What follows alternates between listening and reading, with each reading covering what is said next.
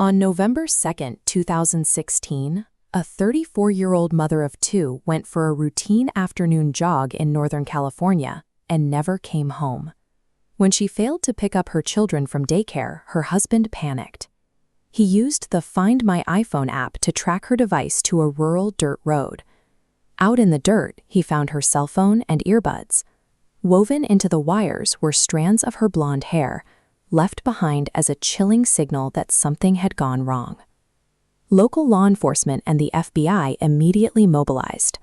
Hundreds of tips poured in.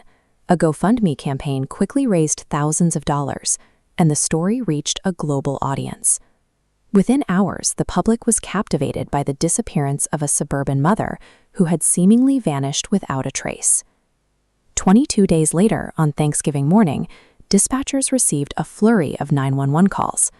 A woman was wandering down the center of Interstate 5, nearly 150 miles south of where she disappeared. First responders found her in a state of physical trauma. Her long hair had been chopped off, her face was covered in bruises, and she was bound at the waist and wrists with chains. Burned into her right shoulder was a scabbed-over brand. At the hospital, she told investigators she had been abducted at gunpoint, held hostage, and tortured for 3 weeks by 2 masked Hispanic women. She provided specific details about her captors, sitting down with an FBI sketch artist to generate wanted posters that were broadcast worldwide to aid in a nationwide manhunt. The trauma on her body aligned with the details of her story. The chains, the burns, and the bruises reinforced the public belief that the kidnapping was real. As investigators spent years trying to track down the kidnappers, inconsistencies began to surface in the narrative.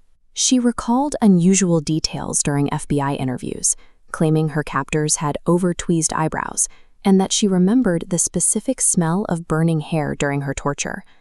In 2020, investigators focused on a single piece of evidence: unknown male DNA found on the clothing she was wearing when she was rescued. Investigators mapped the unknown DNA against public genealogy databases, tracing genetic markers through a family tree to isolate a single suspect. To confirm the match, agents tested a discarded green tea bottle from his trash. The saliva perfectly matched the clothing DNA. This forensic link led directly to her ex-boyfriend. The discovery contradicted the entire story of the 2-woman kidnapping ring she had described since 2016. When investigators questioned him, the ex-boyfriend stated that she orchestrated the plan herself, telling him she needed to escape an abusive home life. The two had been in contact for nearly a year, using prepaid burner phones to coordinate the exact morning he would pick her up in Redding. While police scoured the state, she was voluntarily hiding inside his apartment, hundreds of miles away. To maintain the appearance of an abduction, she systematically injured herself. She purposely hit her head against a bathtub to create bruising, and used scissors to chop off her own hair.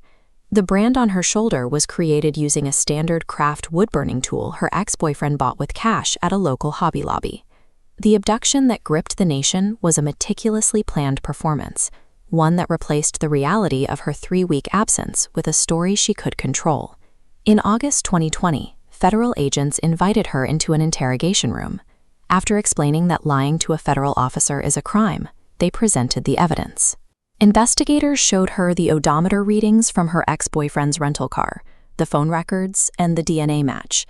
Even when faced with the forensic data, she continued to deny her ex-boyfriend's involvement and stood by the story of the 2 kidnappers. After hours of questioning, she finally broke down, reacting as the reality of the forensic evidence settled in. She had managed to convince her family and the public of a violent crime, even enduring self-inflicted injuries to do so, but she could not outlast the physical evidence. In 2022, she was arrested and eventually signed a plea agreement, admitting to federal authorities that she had fabricated the kidnapping. Because she used her false status as a victim to claim over $30,000 for therapy and home upgrades, she was convicted of mail fraud. A federal judge sentenced her to 18 months in prison for the deception. Beyond the wasted resources, the hoax created years of suspicion for the local Hispanic community, who were targeted by the false descriptions she provided to the FBI. What began as a high-profile missing person case ended as a documented fabrication. It was a story that misled a nation, only to be dismantled by a single DNA sample on a discarded tea bottle.